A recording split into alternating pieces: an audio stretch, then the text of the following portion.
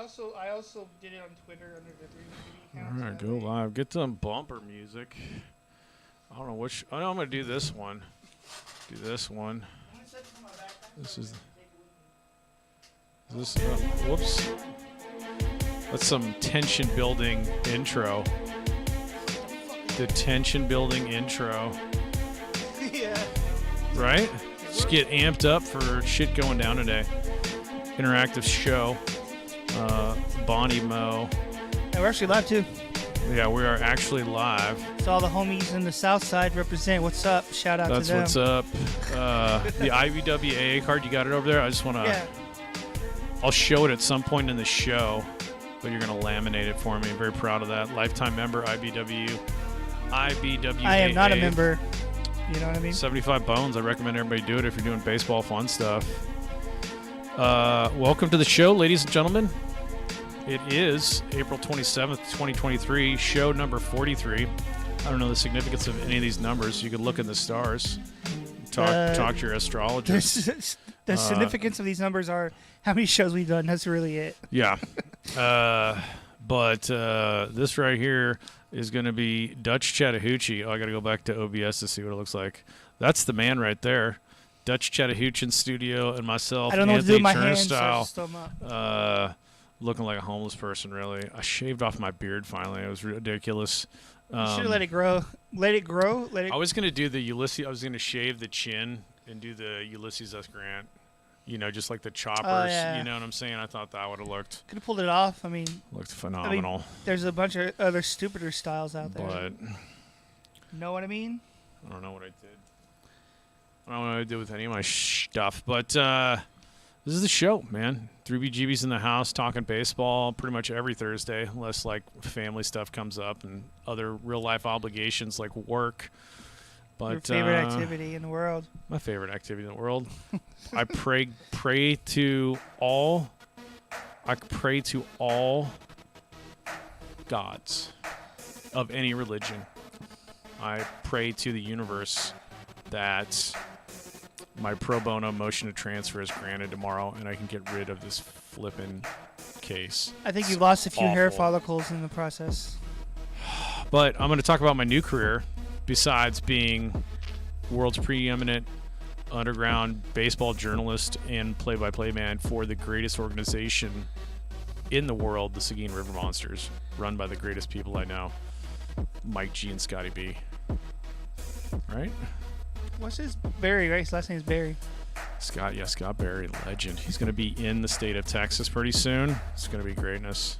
On the website, they had like their photos of like the owners and stuff, and they're professional. He looks different in his photo than he does in real life. I was like, this, because you know what I'm saying? Because that's like he's legit. Like, what's up? A professional photo. I believe Scotty B can do anything. I believe those two guys can send a rocket to the moon if they wanted. I mean, they're always positive about everything. I don't see why not. These guys are hustling out there.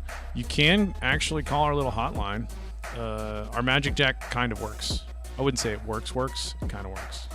It's like we'll probably be able to hear you, and you might be able to hear us. We're not sure. It's like a beater. It runs. it's like everything else we do, man. Get you down the road. Everything else we do, it's full-on amateur hour. But aspirationally, our heads are in the clouds. So there's a couple of them. Dutch picked out some great tunes for today. Just keep rolling them in. We can do a little bit of road mapping. I can tell you what I'm talking about today. Nothing spectacular. Actually, I'm going to step out. I'm going to put the camera on Dutch so you can't see what I'm doing. You talk about your segments while I go get my because MLB's doing the Mexico City game. I need my Mexico hat.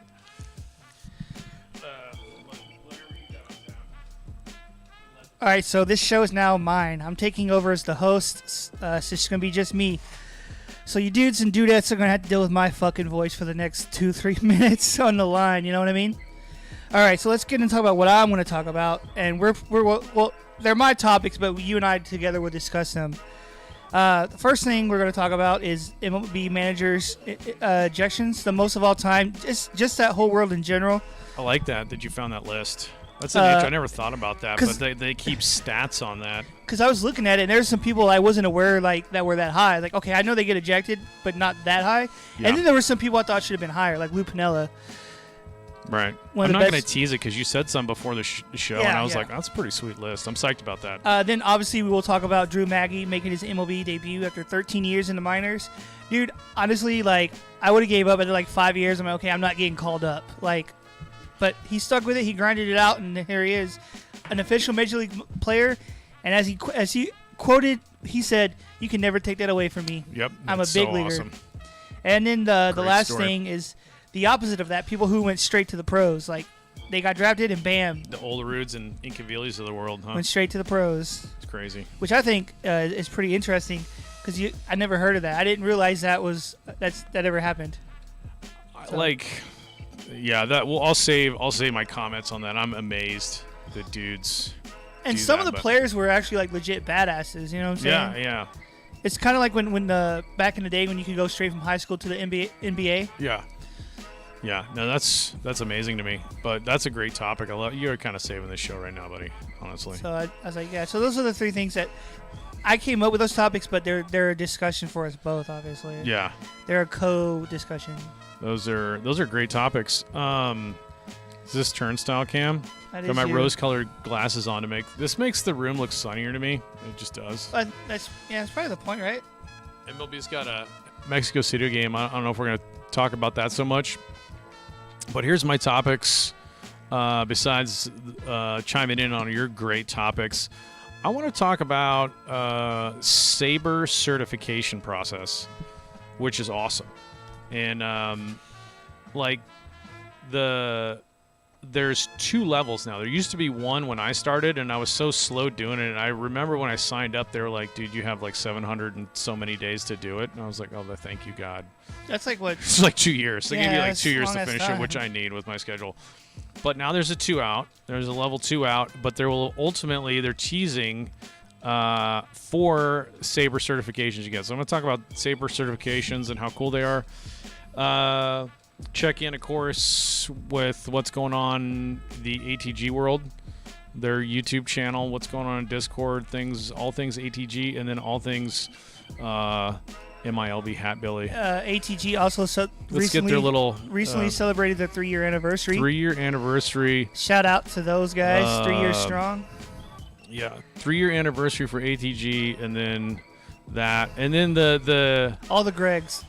oh man, the Seguin season is getting ramped up. We can talk some River Monsters because the roster's coming together, and now the battle is housing, right? You can find host families and stuff. And man, I'm losing the battle with my wife. I don't want to air like dirty laundry, but I'm Well, you do have that. Don't you have like that pool right. house? Yeah, I got room, but then you got to how much am I going to fight my wife and her? What I would argue unreasonable reasons why. I don't know. I digress, but it's just like I will say off the air. I want to see what you have to say because I think that's dude, interesting. it's heartbreaking to me because it's like you're just gonna make friends with them. It's gonna be awesome. It's gonna be so much fun for the kids and everybody. And but it's not like they're gonna be hanging around all day. They're just gonna be there to sleep and. well, they're never gonna be there. Yeah, that's what I'm saying. They're gonna The get up. schedule means they're never gonna be there. So They just need a place to sleep at night. anyway, I digress. But I got a couple leads. I got some old friends who live in Seguin who we might be able to get some housing. But so that's that. What else was I going to talk about? Oh, if I was going to highlight one dude today, it's kind of random. Is a gentleman by the name of Clyde Wright. Clyde Wright pitched primarily his career for the Los Angeles Angels, like in the 70s and 80s, really. I guess he was he was like 60s to 70s, maybe. I can't remember, and then he did 3 years in Japan. I forgot about that. But his son played Major League Baseball. Jarrett Wright was a total fireballer. He was sort of like 98 in high school and stuff. But interesting story, interesting SABR bio, and I knew the man. And I can't say enough good things about Clyde Wright. But that's the one guy I'd like to feature is Clyde Wright. We can highlight Jarrett too, because Jarrett, good dude. The only Jared I can think of in right off the top of my head in baseball was Jared Saltamakia, whatever his name was, the guy from the Rangers back in the catcher. Jarrett was like a Jarrett with a T. Jarrett Wright. J-A-R-E-T. Jarrett Wright. Saltamakia. And then I think it was Jared Saltamakia. I'm not sure. But anyway. He's got a weird last name. But yeah. Sausage. And then run around college baseball. It's kind of getting like crunch time for conference stuff. UTSA is hanging at 25th in the nation at 30 and 10. And they deserve that. But checking out Texas State, of course, Bobcats, and run around college baseball. That's kind of the segments for today, folks. I don't know what other hot stories are going on. We could talk Scherzer and the sticky stuff. Speaking of hot, Bonnie has some grilled sausages. So nice. What are they? I don't know. Kielbasa out of Texas, or stocking some jalapeno cheese? I don't know. Bonnie's got the hot sausages. Oh my God. Bonnie's doing the Lord's work, man. I don't know where a sound would be without Bonnie. I don't know where we'd be in life, honestly, without ATG. Since we're speaking of sausages and like meats and stuff. Yeah, let's talk about meats. You know, be a sweet sponsor. That's a good segue to the first one. Daddy Hinkles. Daddy Hinkles? They make some solid lunch meat. And so, like, if they're listening, we love your lunch meat. Well, at least I do anyway. Yeah. It's a brand. I don't know if they have it down here, but I used to get, I think they do, Daddy Hinkles. It's like a brand of, like, meat. They make deli meat and everything. Oh, whoops. I haven't set this up yet. Everybody, I don't know if I can do, I guess I can't do that. Maybe I could do it if I do the web capture. Okay, there we go. It's not gonna, this should work, right? There it is. So that's what our YouTube is, but like, you know how I can go to, whatever, we'll just go to Baseball Prospectus or whatever. I'm looking at like DRC Plus, but, within OBS, I can go over here to like, you can see this screen that I'm about to do this. I'm going to click, it's going to go black. We're still here, folks. I'm just going to keep talking, but there's a way to like... We are still alive. It's like... it's dark in here, Daddy. I don't know. Like, do I have to... I don't know. Like, it's not letting me select... No sources selected. I want to select a source. What are you trying to put up there? Well, that would be the web. That would be... Oh, like we... Yeah, that would be just a bigger, screen? so people could see, like, if we're looking at something small like stats, I could... So I guess I'm just going to put this thing in the trash can. Yeah. Yes. Okay. And then I'll just add another scene. We'll just call it web again. And see if we can do add... Okay. I don't know how you do that. Oh, well. Add something. No, cancel. Oh, here's properties. Properties. Oh, seriously? Don't you go to add on the bottom and go to add new URL or something, and it should like pop up? You don't have any sources. Okay, sources. Wait, what? See where it says browser? Go to add new and then go to browser. On the we add source right there, okay, on the bottom with the plus sign is. Oh, this right here. Yeah, then go to click browser. Oh, okay, I see. And then you create new, and then you just you put your URL in there, and then it'll take it to the website. Okay, URL source. Yeah. What? Yeah, just take it. You got to type in the website that you want to go to. Well, I want to go to the window. Do I not want the browser? Cancel. I don't want that. Let's go back here, people. This is like the tech that we do. So I want to go here, and I don't want this. Yep. And then I want to go here. I want window capture, dude. No, what I'm saying on that browser source, you got to put it in the website, and it'll show the website. Leaderboards. No, that's what I want. See how it's got the. This is a window capture. Okay, sorry, folks. Now we should be able to go back and forth. But I'm saying on the browser, if you type in the URL, it'll do the same thing. I imagine it would. Anyway, we're ready for the show. Let's get into it. Bump out. You've got some great tunes. And we'll go into segment 1, which I imagine is I'll just shift it over to Dutch Cam. It's me. It's my face. I don't know what to do with my hands, so I'm just going to throw these up. That's like you ever see Ricky Bobby? Yeah. I'm not sure what to do with my hands right now. I used to not think about it. I would be fine, but now it's like, fuck, dude, what I do with my hands? So you know what I'm saying? Like, fuck, Yeah. but yeah, I just do this, sew them up, do the little. It's all good. You know what I'm saying? It's all good. What's on tap one? Order one. Order one is up at Frontier Burger. All right, let's talk about the managers and ejections in general, Okay. and then we can talk about the ones that are top of the list, because like I said, some of these I did not expect to be so high. Okay. Let me get images of these dudes. We can talk as you're talking about them. Who's numero uno? Are you going from bottom to top? I was just gonna throw out random names. Okay. Sweet. But I was shocked that Bobby Cox was number one, honestly. Bobby Cox is kind of one, and honestly, when you watched all those, Bobby Cox. if you watched all those like Braves playoff series, he looked essentially like this every time the camera was on him, just sitting in the dugout. Like he Yeah. wasn't even like up on the rail half the time. Bobby, get off my goddamn Cox. You're just like, what is Bobby Cox really managing? Is he a genius? Do the players, is he a player's manager? Like he wasn't like crazy animated in the dugout. I seen him get pissed a few times, but not like you said, you wouldn't have put him at the top of the list, frankly. Like when the times that when I was younger and I was a kid in the 90s, young Bobby Cox. like I remember There's like a picture of him arguing with the umpire. That's perfect for yours. but he wasn't like throwing shit or anything. He was just like talking to him. But of course he would get pissed and yell, but he wouldn't like, you know what I'm saying? There's him getting chucked right there. That dude is mid chuck. And look at if you're a lip reader, he's about to say that last call was shit. He's about to say, "Fuck you, pal. Get the fuck out of my No, space." those lips are definitely puckered for the word shit. That's not an F. That's not an F bomb. That's shit. Or maybe he's gripping his lips. He's like he's about to form the F, and then We might have just. We could be wrong on both words. We might have just caught him like mid horse shit. Or he could be getting ready to speak some Italian or something. He's speaking. These pictures are like, I never saw him got run that much, and TBS was always on. He speaks Spanish. I'm surprised. When the umpire's like, "Hey, Bob, you're out," he's like, "No mames, way. I ain't. You kidding? I'm not." These are hilarious pictures. Here. I'm gonna go back to the to the web. Look at he's going horse shit. Yeah, he's in pissed. that one. And then what's he saying? He's getting run in half of these. He's getting run in half of these Bobby Cox.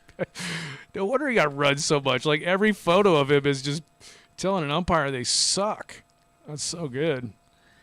You know, it'd be cool like if they didn't eject umpire. If they didn't eject the managers. Look at all these pictures of Bobby Cox just giving trouble. Sometimes though, I think if especially if their team is one.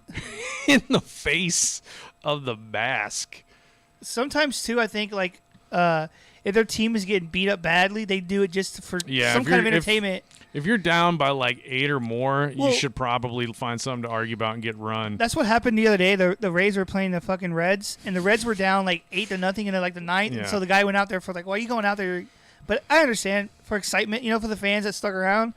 It's like this game fucking sucks ass. Might as well do something to help the fans. I guess I knew nothing about Bobby Cox getting run that much. Here he is on top of a horse. Is that no? That's not. That might be. Is that really I don't on a think horse? so. He's about to throw that horse out of the game. That's a different Bobby Cox. Your call was horse shit. That's a goddamn from my horse. That's an outlaw, dude. That looks like Richard Bromley. They got that photo with a mustache on the Wilter Brimley. Goddamn diabetes. That's who that looks like. Oh man, look, he's kicking shit in this one. These Bobby Cox images are absolutely phenomenal. I'm not gonna lie. Dude, put that right. Bonnie sent me a picture in a text. Right? It says, "Thanks for 50 great years, Bobby Cox." I guess someone made a cake. Yeah. Like goddamn. The Bobby Cox cake. Let me see if I can find the Bobby Cox cake for Bonnie. He probably threw the cake. He threw there. There it is, right there. Yeah. Bobby Cox. All right, that's fun as hell. Dude, honestly, this is what I would say. It's probably rude and inappropriate, but like, say I was like a fan funny cakes here. Or an umpire, and the guy and Bobby Cox is getting pissed at me. I'm like, "Hey, Bobby." Never mind. I'm not gonna say what I was gonna say. You're not gonna say it. I was gonna say. You're gonna pull that punch. I was gonna say, "Hey, Bobby sucks cocks." Yep. That joke is always there, just hanging on that branch. I'm 36 years old. I probably should be over the potty humor, but I don't know. I don't know if it ever ends, folks. It doesn't. I'll be 50 talking about that. Bobby Cox just saying that call was horse shit, and then he like clicked the picture, the guy from like the first base. Well, shit. Yeah. Perfect. I love saying it when poppycocks. That picture just makes me want to say S word. But all right. Shit. So what else? What else we got? So I'll throw out. I just throw out I love it. some notable names because I don't want to go in order. Whatever. Yeah. But obviously, Earl Weaver at number 4. Oh my God, Dude, Earl Weaver is my favorite manager ever. Like, what was it? I forgot who he was talking about, but he was talking about one of the players, and he goes, "I don't know shit about it. All I know is he can't hit a fucking curveball." And he was talking about one of his players, and I can't remember who, but it was fucking great. He's like, this guy was awesome, dude. He was always fucking, and dude, this guy was so animated. I thought this guy was number 1 for sure. You know what I mean? Yeah, Earl would have been number 1. That's the most classic. Manager. That's the most. You gotta imagine though too. I bet there was times where he like stuck up for his players, but got in the dugout and was like, "Don't ever It's not fucking pull that working. shit again." That's so weird. It won't go back to the. That sucks. Anyway, Earl Weaver is a total legend. But yeah, I was saying like I wonder if there was ever times where like he yelled at the umpire, Yeah. but then went in the dugout and was like, "If you ever fucking try that shit again, Yeah. you're on your own." Oh my God. Because there's gotta be times where he stuck up for players that he shouldn't have, you know. Yeah. But he's just It's too funny. this guy, man, I would have been like this guy if I was a manager. I'd be cussing up a storm. But It's hilarious. All right. Wait. So there it is. and now, honestly, dude, so like this next guy is to me, I didn't realize he was so low on the list. I thought he'd be higher. Was number 14, Lou Piniella. Lou Piniella. He's Well, he's technically Let's get he Lou has up here. I don't know why this isn't working. All right. he has 64 ejections in his span. There's Drew Maggie. There we go.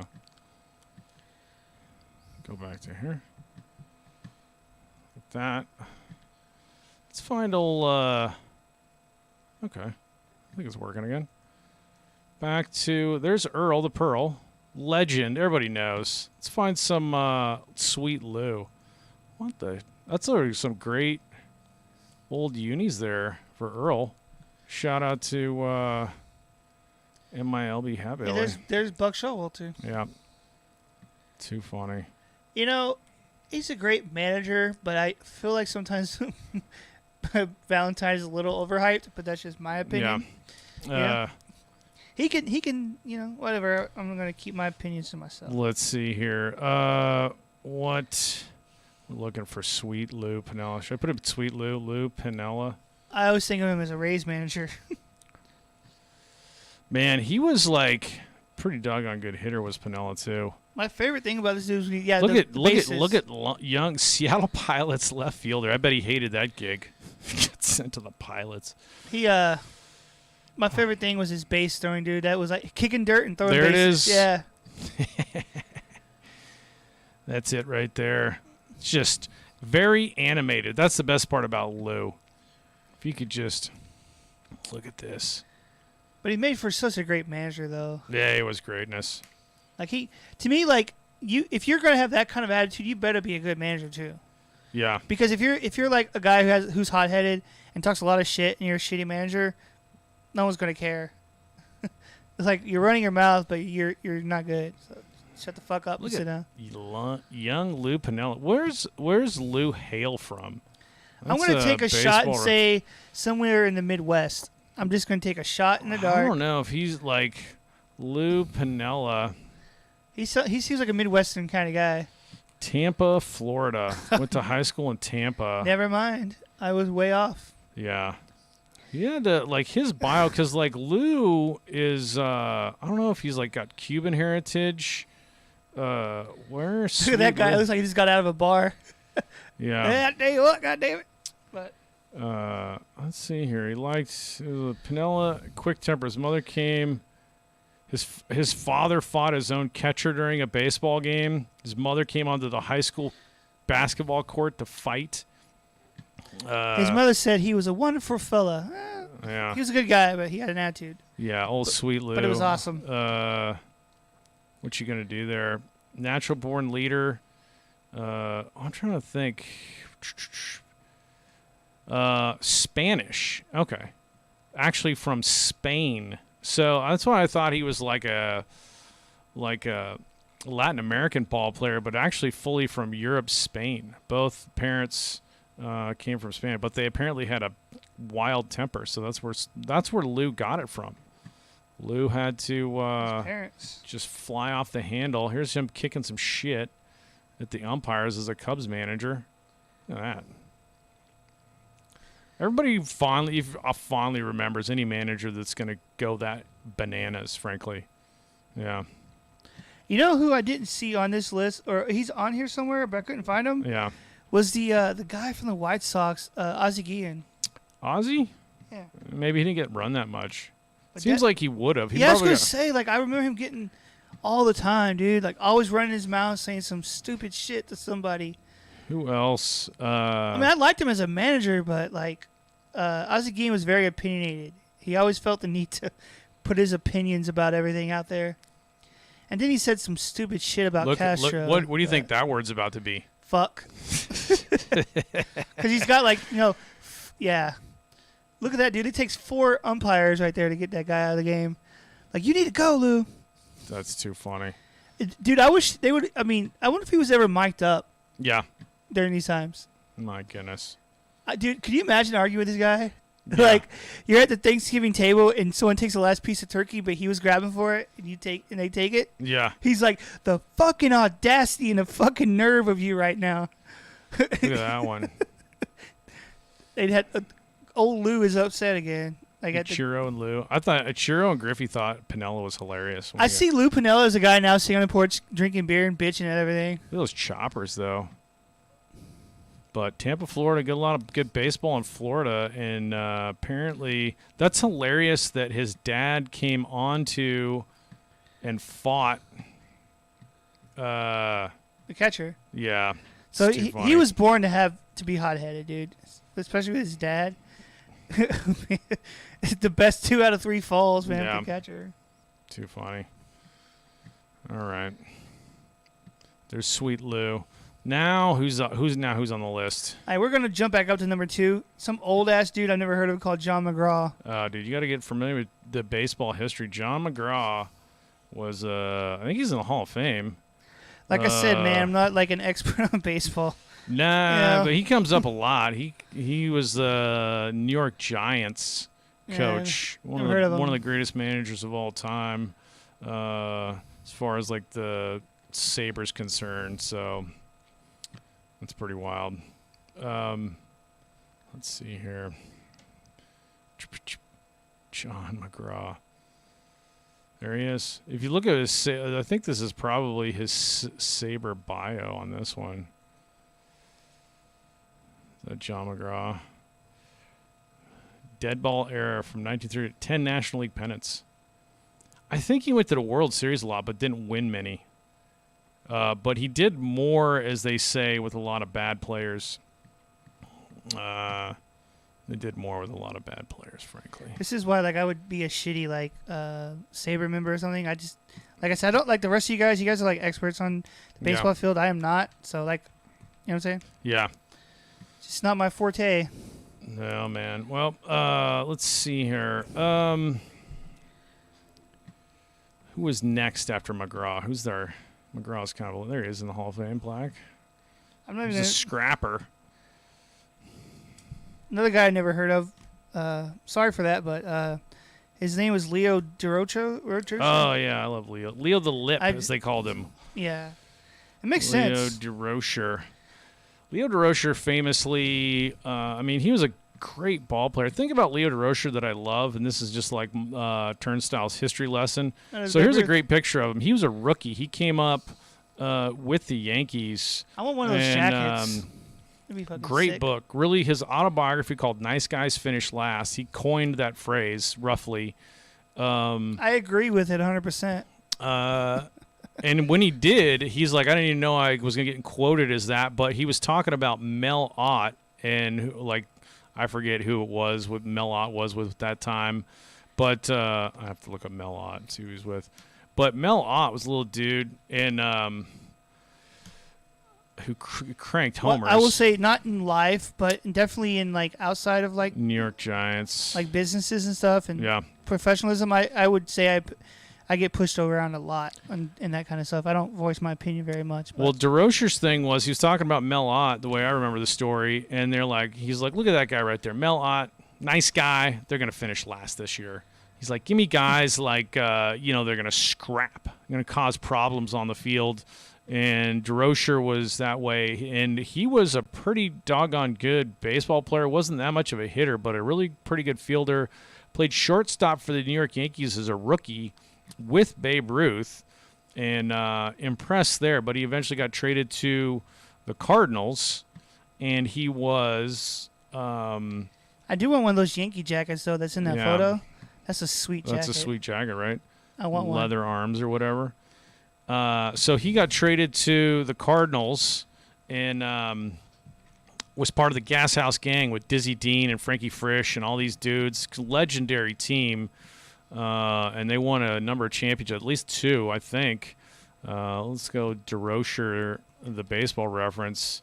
Leo DeRocher right there. How many World Series did he get? 2 times. I think both.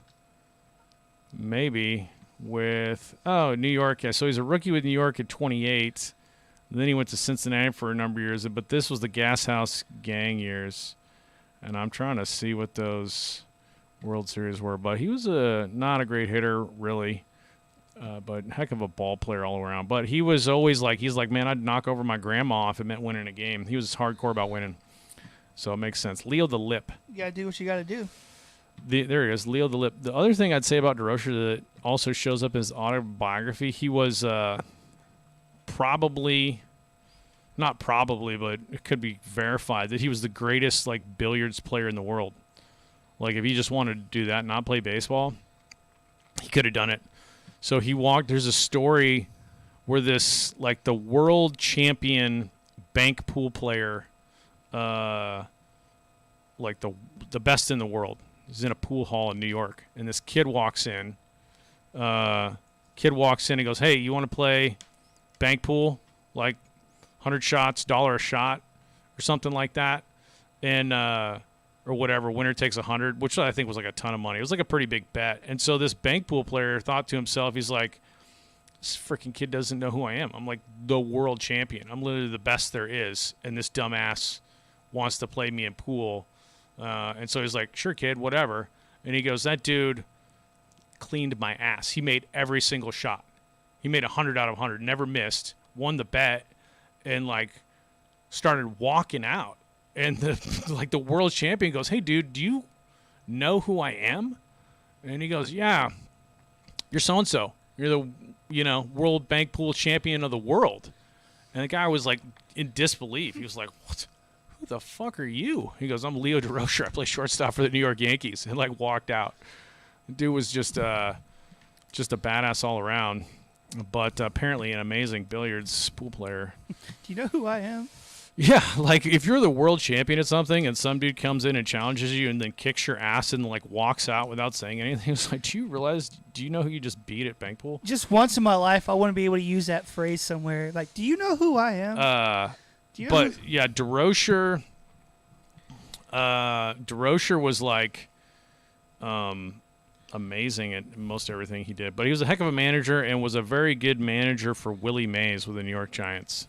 He managed Brooklyn and the New York Giants, but he was all about Willie Mays. Whatever we can do, this guy is going to be the greatest there ever was. And you know what? I was watching, who was it? It was Curtis Granderson was talking about us Mount Rushmore.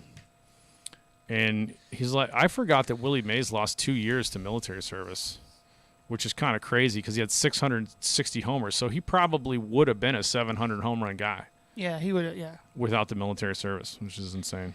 He probably would have passed Hank Aaron as a home run leader. Who knows where Williams and Mays would have been on that kind of stuff. Because, speaking of home runs and stuff, there was a guy in Pittsburgh that probably would have set the record. Yeah. You know where I'm going with that? Because I don't consider Barry Bonds' Giants' career as part of his career. So, but yeah, there was a young Barry Bonds in Pittsburgh that could have set the record for home runs. But Barry Bonds, one of the greatest of all time. The PEDs, always a touchy subject. But like I said, the Giants' career, my opinions on that or whatever. Yeah. Like, to me, he's a piece of shit. But the Pirates' career was great. If he would have just...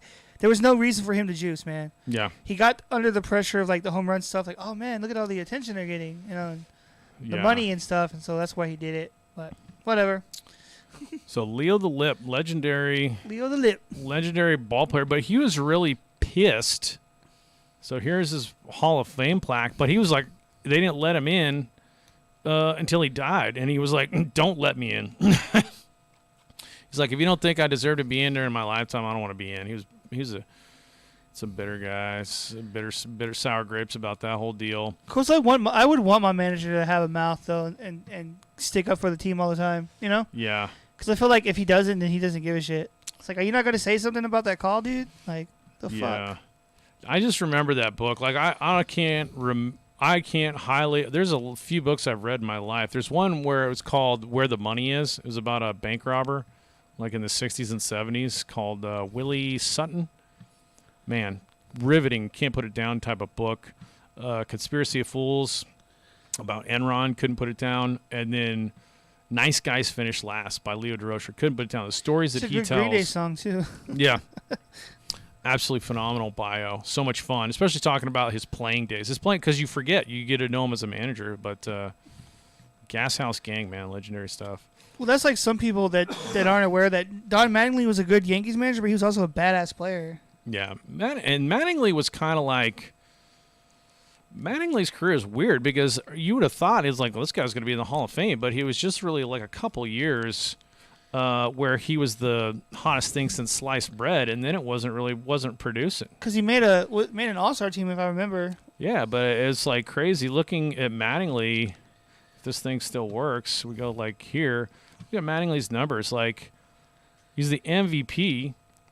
With 35 dingers, by the way, is a great number. Massive RBIs, but you're playing in Yankee Stadium, so totally favors the left-handed bat. Tons of doubles. But then he goes 31-30, and that's like, well, you got an over 20 year, but you don't go over 30, but like once 3 30 home run seasons, you know? I mean, anything 20 is not too shabby, but it's just like this production. Like, these are full seasons, 14 homers. I mean, there's nothing wrong with those, but, like, based on these few years, I remember getting, like, 86 tops. If you got Mattingly, that was, like, the greatest shit ever. You're like, oh, my God, I just got, like, the next, Lou Gehrig or something. I definitely, what do you call it, hold in high regard my Don Mattingly baseball cards that I have. Yeah. Oh, my goodness gracious. But, yeah, there's old Donnie Baseball. Got the nickname Donnie Baseball, the Hitman. I'm just going to start telling people, we're not thinking of the Yankees, I think of that guy. Fuck Derek Jeter. Yeah. Don Mattingly. Now, I mean, Derek Jeter's kind of an asshole, but he was a good player. Somewhat overrated, but he was a good player. Evansville, Indiana. There you go. Any other managers you got there? That's a good segment. I mean, if you want to talk about one more, we can talk about the greatest manager to ever live of all time. Sure. And this is obviously a biased opinion, but Joe Madden. Joe Madden. Did he get checked a lot? Joe Madden ranks 16 on this list. 16 on the list. Let's not forget, like, he led the race to the World Series. That's like how I think of Joe Madden. We didn't win, unfortunately, but we got there. But I was happy to see him win with the Cubs. That was really cool, right? Yeah. Because that was like, what, a 100-year drought or something when they won? Yeah, he broke the... Like, that was cool. Like, I was glad he finally got a World Series because he deserved it. The Joe Madden, Theo Epstein breaking curse thing is kind of amazing to me, but they did it with numbers. Maybe that's a segue to the SABR analytics. Because being a Rays fan, I saw him get ejected all the time. I saw the Rays in person quite a few times. Yeah. When they would come up to Dallas and play the Rangers, but yeah. Look at that guy. And he was the one that started a lot of the shift movements too. He did a lot of interesting things. So you got to have guys like that are doing things a little bit outside the box. That one time he wore, I think it was like a Bucks helmet during a press conference, the football helmet. Oh, really? With a football helmet. He did a lot of cool stuff. He did like, especially on road games, they would always have like uniforms that they would wear together, like different outfits and stuff. Like he's like the coolest manager ever. I gotta look at his Yeah. ball playing career. I didn't really know much about Joe Madden. Like my nickname for that guy is Fun. Like when he was. So he never made it to. I don't know if it's got like minor league stats. Let's look at his minor league stats. He's always one of these guys like the Earl Weaver. Like they managing minor league. Did he register batting? Okay, so there you go. 70s, A-ball, and then just became a coach. So that's pretty cool. Mr. Fun himself. Hit 267, 3 years of A-ball. Salinas, Quad Cities. What was his best year? Was his first year. 295. There you go. Joe Madden. There was always that joke that there was that band Good Charlotte, the brothers, their name's Madden. I was always joked that was their dad. Joe Madden, yep. Benji Madden. Yep. He's like, those are my sons. But yeah, there's his little classic. He's my favorite manager ever. And that's a biased opinion, but yeah, it is what it is. Is what it is, folks. Yep. So let's see here. What else are we doing? Joe Madden. And then I think Joe Madden is a good segue into the SABR analytics options here. We could do that. Wait, there we go. Okay, folks, check this out. Texas Tony Turnstile is trying to get his analytics certification. I'm excited to say that I'm very close to getting my level 1. There are presently 2 levels. But they only started with 1, and then they advertised level 2. And it's pretty cool. I have to say, I'm going to run through the little classroom that they do, and the courses and things like that. But, become a SABR member. It's a little bit cheaper. And you get to learn about SABR metrics, which I honestly wanted to poop on it a little bit because that's how I am. Like new MLB rules, like anything I pretty much want to poop on because I don't like change. I want baseball to basically be old school in many ways. But if you're going to poop on it, you need to know about it. And Moneyball was a huge influential thing, obviously, and this has become commonplace for virtually every Major League Baseball organization is the crunching of the numbers and trying to find value, and became a total arms race after Moneyball, and that's, I think, a big part of the Red Sox breaking the curse and a big part of the Cubs breaking the curse is opening up the checkbook and getting the guys that the numbers say are going to put you at least close enough to the finish line in the postseason to let magic happen if you're healthy and everything works right. So SABR has its place in baseball. It's very interesting. It's obviously numbers-based, but people start talking about like WAR and BOBIP and all these other statistics. You're like, dude, what is that? What the F is that? Well, that's what the SABR Analytics certification will do for you. Okay, you do, first one is level 1. This is what I'm doing. And it's kind of an intro into like old school stats. And this is what the classroom looks like, right? So you sign up, and if we can go back here, this is what your classroom looks like. And then you just watch these like video modules, launch chapter, whatever, and you go course introduction, early analytics, rise of analytics. That's like the Moneyball era. And then the modern era, 14 to 21, where it becomes an arms race. You launch the chapter, then you'll watch yourself like a little video segment that kind of is very instructional, informational. And then you get to go down and do some like prac app. You can do some practical application of hitting terms. And it explains what a lot of these terms are and how they're come up with. And then you get to do your own, you got to do your own player comparison. They give you stats. You like download the data. It's like an Excel spreadsheet right there, and you can do player, and then you do a pitcher comparison. You can do that, and that's going to be once I do my pitcher comparison and submit that. I'm not saying I'll even pass. Jake Stone or somebody at probably Baseball Prospectus is going to look at your stuff, and then you can move on to the next one. So if you're a baseball nerd or getting into baseball nerdery, then, that's basically how you do that. See, that's where baseball loses me. When you start getting hardcore stats like this. Well, it loses me too because I'm more the art of the game. But Yeah. then I feel like if I don't know, if you don't know, you don't know. Like, I respect people that do it, right? Like, it's cool. It's a cool field, but like for me, like, yeah. Yeah. So and then you just like It's a email and submit it. So it's like it's a long course, but yeah, I'm thinking it's cool, but I'm even more excited, right? So then there's like level 2. You're going to get deeper into why they come up with the calculations they come up with and I'll go over some of the stats here, which are actually pretty interesting, talking about 1. But this level 2 is obviously going to get deeper. And then level 3 and level 4 coming soon, you would think, oh, well, that'll never happen. But it took them a while. Level 2 was coming soon for quite some time, and now it's here. But this one is you can do the programming on data analytics. We sound okay, bud? Yeah, we sound good. And then you can do level 4. So if they teased level 2 and they delivered, it's here now. So I have to believe level 3 and level 4 will eventually come, and I'm going to get both of those hopefully. And I'm very excited about this one because I'm going to try to get certified for that.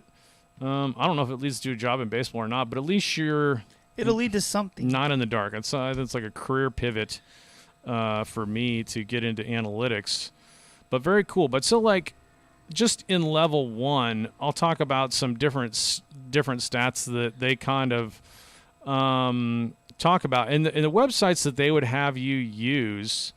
Baseball Reference is very good, but you have to like click around. So like, let's go name any dude that you want me to name. Who we're looking at? Clayton Kershaw. Well, let's do batter for it because I was doing. Oh, hitting. batter. Yeah. Do Maglio or Ordonez. Maglio.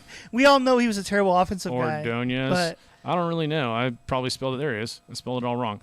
Okay, so you can go to Baseball Oh, Reference. who am I thinking? I'm thinking of Ray Ordonez. I'm sorry. A different guy. Ray Different Ordonez? guy. But no, but that's we can. Ray do, Ordonez is a wrestler. What? No, the guy who used to play for the Mets. So he was like badass at defense, but shitty Right at fielder. offense. It was hit the other 300 homers. Maglio did. Yeah, it was. I was thinking of the Ray Ordonez. That's why I was But you can do right here. You can do advanced batting, and then you can go see more advanced batting, and so this is just standard. And then you come down to advanced batting. You get stuff. Our WOBA, I think, is the Baseball References WOBA, which is weighted on on base, which is a really helpful stat. It's like a really good value for dudes, and you kind of have to click around to find this stuff. But like the other big value, and I can't do all the calculations, but what you were trying to initially figure out, right? There's batting average. Well, batting average is cool, but it only shows, right, the time where you hit the ball and you get on base, okay? But batting average means a guy who hits nothing but singles looks, the same as a guy who hits like tons of doubles and homers. That batting average might even be lower for the guy that hits. So they're like, that's an imperfect statistic. We need to figure out, and that's where slugging came from, right? Slugging came from that. And then they're like, well, it doesn't count for walks. Some guys hit 250, they walk a ton. It doesn't really matter. They're on base. And that was kind of like the Bill James metrics where you start looking at how do they get on base, how do they keep innings alive, how do they score runs, and how do you win? What are these numbers? So they started looking a ton at basically putting together, your on base. That's very important because that's any hits plus walks. But then we need to weight it for guys that are hitting more doubles and home runs, right? That's more important than just your batting average. And that's where you get the OPS, right? That's on base plus slugging. Slugging is your basically, it's your batting average, but instead of like one hit and one at bat is a single, you get credit of 2 for doubles, credit of 3 for triples, and credit of 4 for homers. So it's not perfectly weighted, but that's how it is. So they're getting like more nerdy with how they think each of these weighted things will help your team win. And so I'm not going to get into it, but that was kind of like the graduation from batting average to on-base percentage to slugging percentages, and then putting together on-base plus slugging to get your OPS, and then WOBA, which is ROBA for Baseball Reference. Very helpful statistic to see.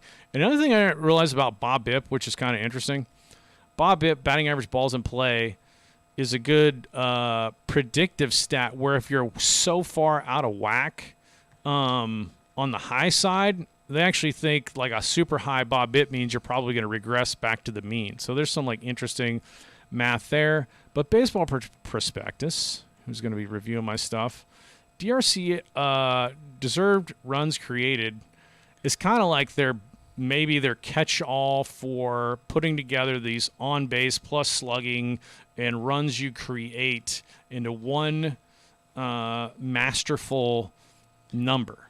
Okay. And now we talking about like RBIs or how many times they cross the plate. I'm not necessarily going to get into the equation, but they're looking at your batting average. They're looking at your walks. They're looking at your slugging. How are you hitting singles? Are you hitting doubles, homers? Runs created. So the DRC Plus was there basically, WOBA's good, weighted on base. Now is this per game?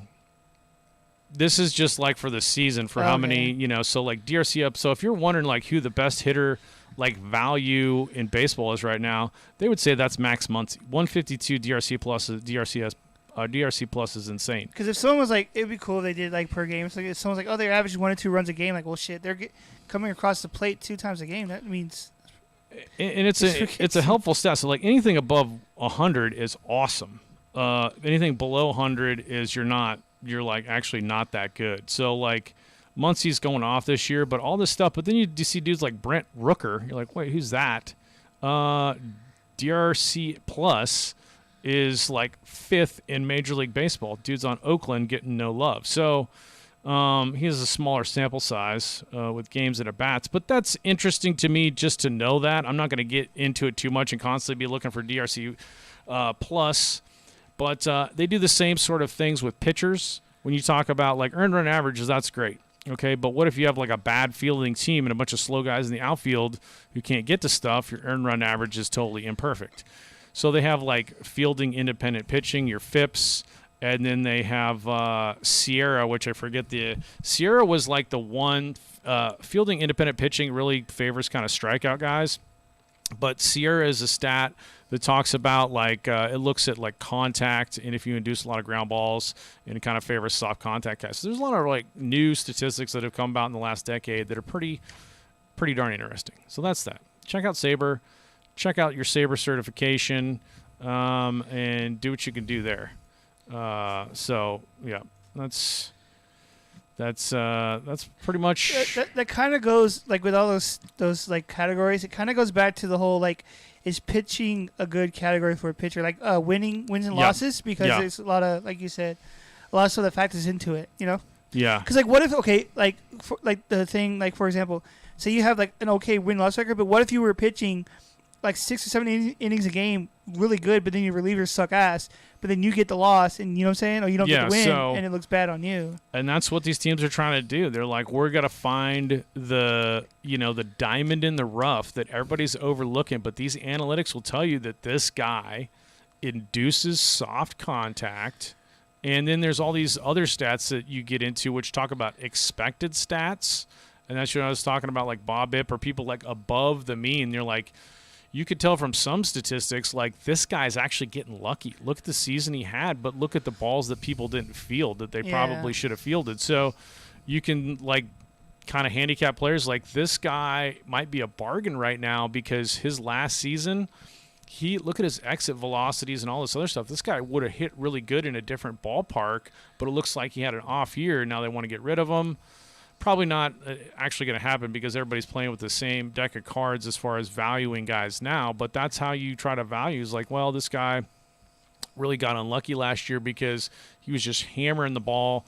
Ballpark didn't favor him, and dudes were just making diving catches all over him. So very interesting nerdery, but I think it supports SABR, and they're doing a lot of cool stuff to put that together. So anyway, I will say being like a SABR guy who does this all day seems like a pretty cool job. Where you're just like constantly researching baseball stuff all day. That'd be sweet to sit around all day and do baseball. Do that. Well, that's I get the analytics. But we'll bump out of that. Do some bump music out of that. So basically one day I'll be able to say, hey, I know a SABR member. Well, I am a SABR member. but a SABR certified. Well, there we go. Yeah, Yeah, certified. So SABR I'll be able to say, certified. hey, I know a certified SABR member.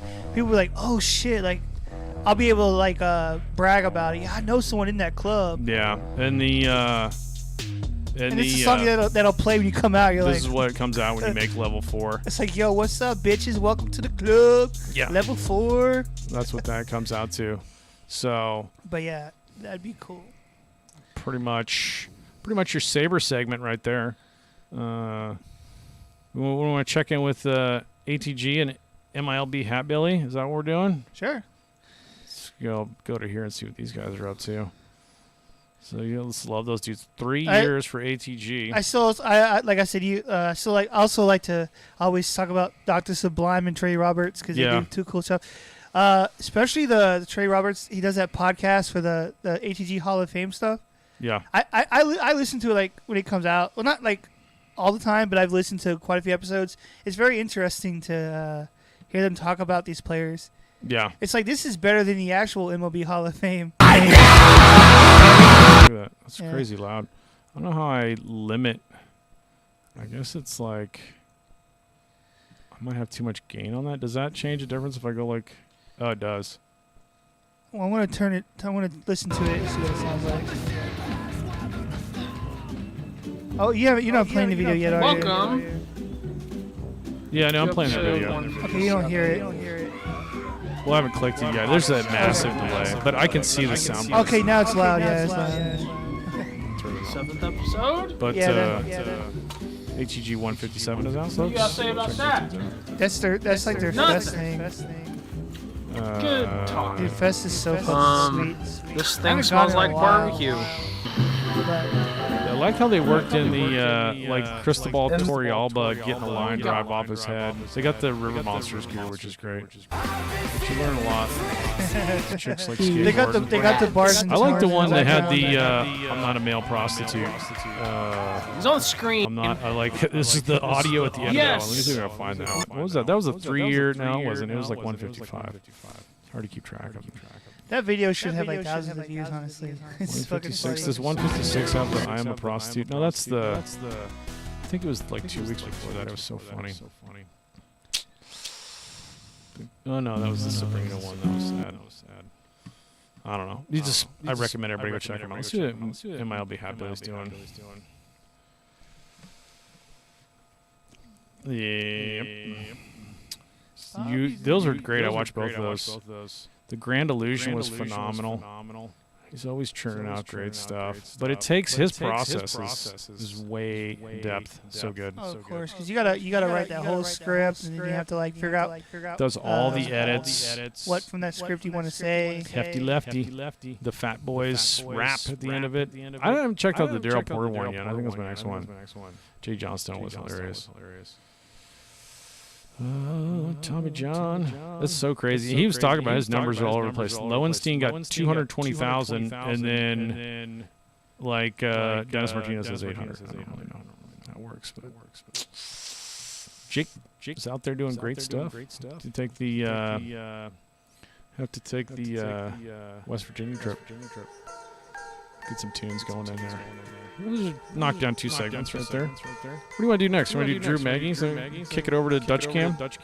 Talk some Drew Maggie. Drew Maggie. I think it's great. Dot that. And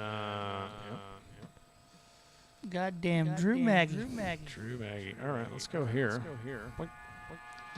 Blink. Hey. You gonna do your dance for this one? Oh, you know what I was doing earlier? I was saying this is like the song that you, like in the video. You have the main artist dude up front doing his raps and shit, and you have the guy in the background just doing this. You always gotta have that guy. You gotta have the hype man. He's just a guy in the background just doing this, and he's always like throwing his hands up like yeah. But Hopefully, a lot of people with automatic weapons around.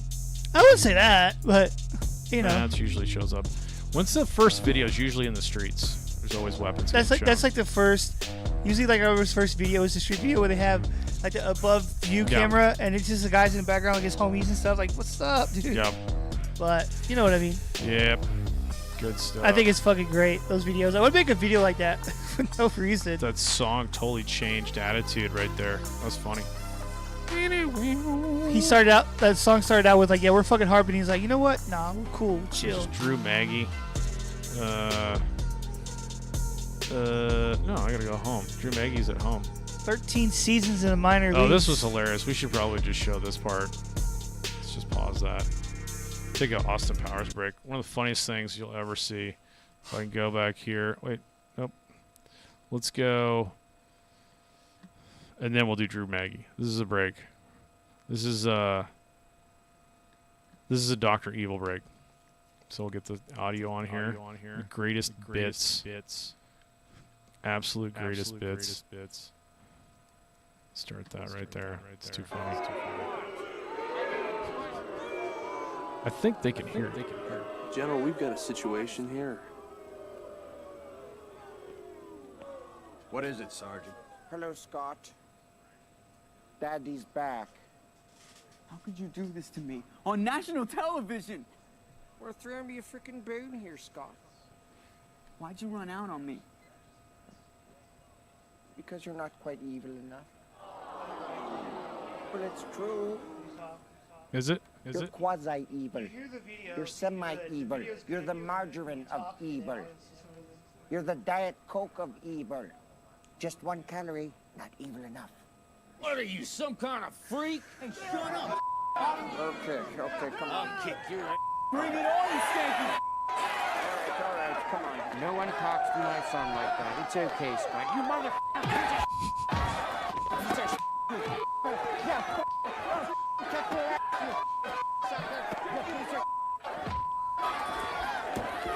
You're burning your mother's... I'm okay. All right, you're burning your mother's... I'll kill you, There you go. It's greatness. Right. All right. Rest in peace, Jerry Springer. I'll do the whole thing. Get our echo. The echo. Will be there forever. All right. Well, go back and edit some things. Yep. That's good stuff. Let's talk about Drew Maggie, man. That's a grind. First thing you got to look about Drew Maggie. Let's go look at that baseball reference. So everybody knows the grind. What's your takes on it? I mean, like I said earlier, this is your bit. Like I said earlier, he 13 years in the minors. Like I said, I would have gave up after like 5 years, dude. If like, you know what I mean? Like I would have been like, look, it looks like, I mean, not giving up on playing baseball, but I'm sure he did the same thing where he just gave up. He's like, I'm probably never gonna get called up. Realistically, but dude, so 13 years is a long time to play. The dude did but it, man. his first at bat though, dude, in the pros is cool. I mean, unfortunately, he struck out, but you know, they threw him out at first, kind of thing. Where but he almost hit a home run, dude. His first bat, it was pretty cool. Like he just like cranked the fastball foul. I guess it barely went foul, but dude, it was so close to hitting a home run. It's like got to sit all over it, man. But he's actually like he's a pretty good hitter. Like I was watching some of his like minor league highlights, and the dude knows how to play. I think it's just maybe I don't know why. Not really a power guy. I mean, I guess you know he's an infielder. His batting average is okay. Maybe that's why. Like he was just not quite there. Arizona State, you know, Drew Maggie. I mean, they got his college. Sometimes they do your college stats. You can do that. He did Arizona State. It's a great baseball program. Because he was playing against Barry badass Bonds dudes. went there, right? Yeah. He's playing against badass dudes in college, so it wasn't like he was a shitty player. So he did Dominican Winter League. Then he did the Liga Mexica Pacifica. It's like 3 games. The Mexican his League. batting average, it looks like on average was like maybe like sub 200 or something. Like you know what I mean? Like if you look at it, maybe that's why. Like he just didn't. 300 is the standard, I guess. Yeah. So maybe he was like he's almost there, but he's not quite. You know, I mean, he went through a number of organizations. He went Pittsburgh, Angels, Dodgers, Cleveland, Minnesota, Philly, and then back to Pittsburgh here for the last few years. But, like, there is every opportunity for any one of these. Either they released him outright or he was traded. I don't know. You'd have to look. But, like, if he was released, he fought his way back organizationally to get another job, which is awesome. Clearly, like, people saw something in him because they kept signing him, right? 1,155 games in the minors, man. Yeah. Almost 5,000 plate appearances. Yeah. So that's 13 season all levels in 6 seasons in AAA, 7 seasons in AA. Man, oh man. So I mean, even with like the AAA seasons, he was still playing against like dudes that were about to get called up. Yeah. So like he was playing against good dudes. It wasn't like he was playing in independent league or something, like. Yeah. But like, even like independent leagues still have badass players. But that's a great story, and if you go 13 goddamn years. I don't know where the Drew Maggi interview went. That's what I would have said. Like they were interviewing me, like, well, like how do you feel? That they're finally getting called up. I'd have been like, what do you fucking think? 13 goddamn years in the minors, man. Here somewhere. What's Manfred doing? But like, it's awesome though. Like the A's are doing is absolutely criminal. And I would have went out and rewarded. celebrated. He probably that. did celebrate. Kansas baseball. I don't know. Let's just look up Drew Maggi. Go out and have some beers. Fuck yeah, I made it, Dad. Drew Maggi. Does it have the at-bat? It's got to do the interview. Yeah, this was sweet.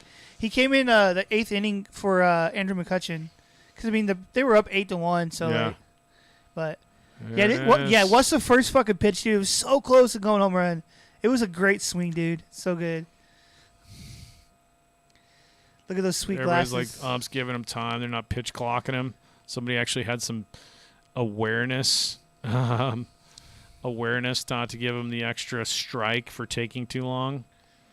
He actually got, I think he got a time clock violation. Did he? No, I think I so. thought the umpire stepped out. No, like the second time. Not the first time, but I think like on strike 2, he got a strike clock violation, so that's what gave him the second strike. Oh, really? Yeah, I believe so. That's crazy.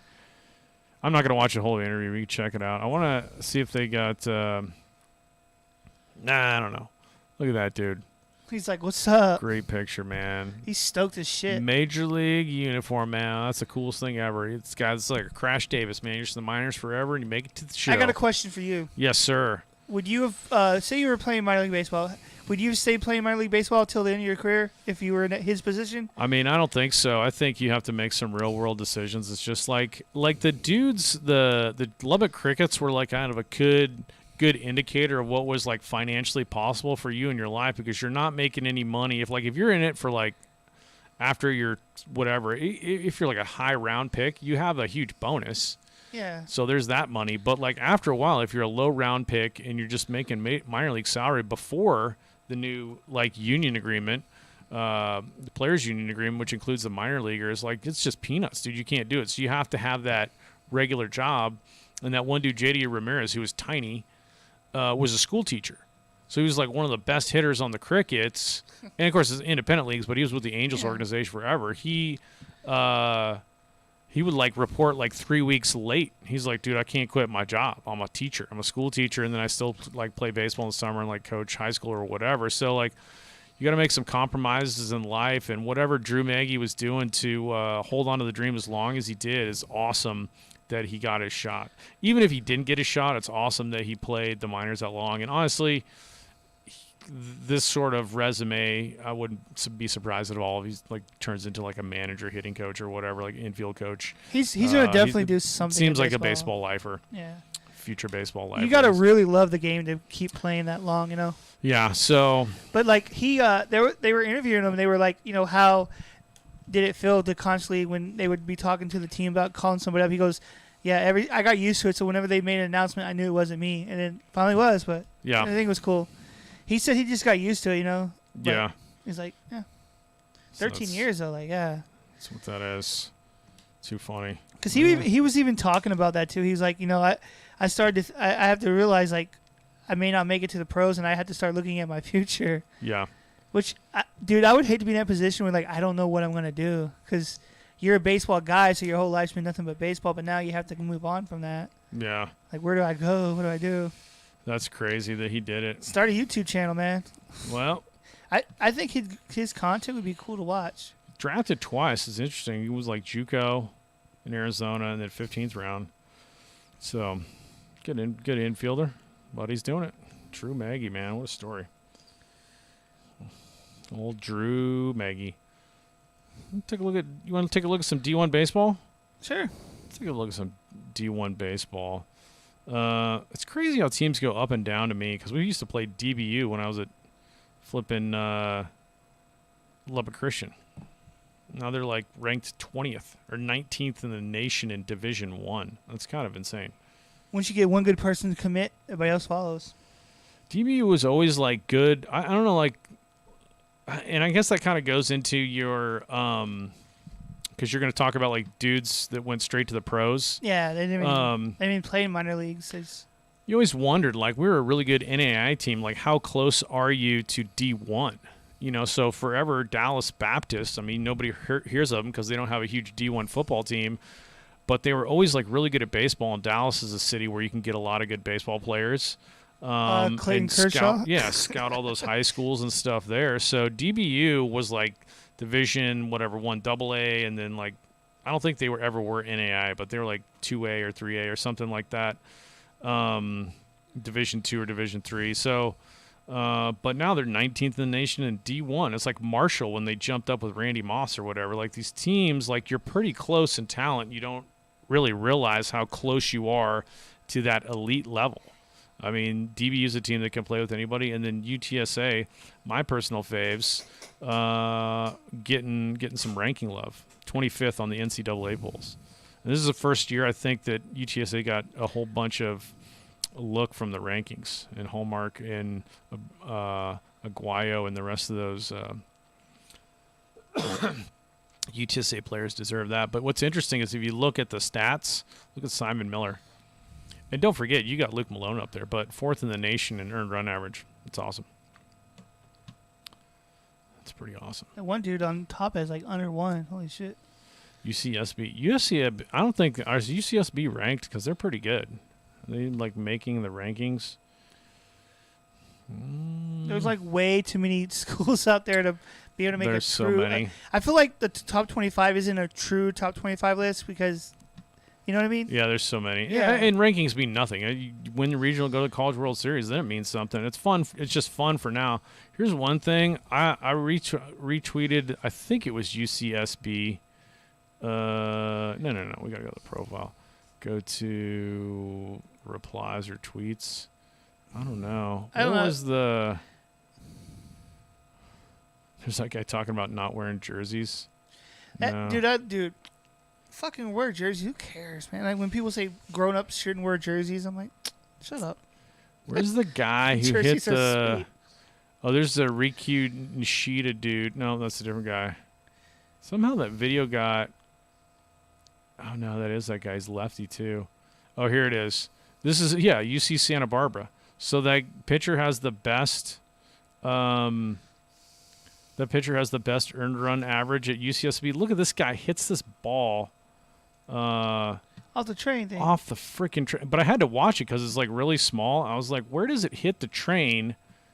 And I'm going to have to go... It's, like, right up here. Yeah, I see it. It's so funny, dude. I just like keep looping it over and over. Like be sitting on the fucking trolley thing, right? And you see this ball coming at you, like, Dude, it's such a bomb, but that's it's a nice stadium too. I like that little train that goes around it. I don't know. Are they the road team there? I'm not sure, but let's go back to. Wait, does it have the? Oh, if you look on the top, it'll show. Oh yeah, so it looks like it's right up here. They're the away team, yeah. It hits right to the left of this. So UC San Diego. Absolutely into orbit, and then it's like right here. Prank hits off the window, dude. That was such a bomb.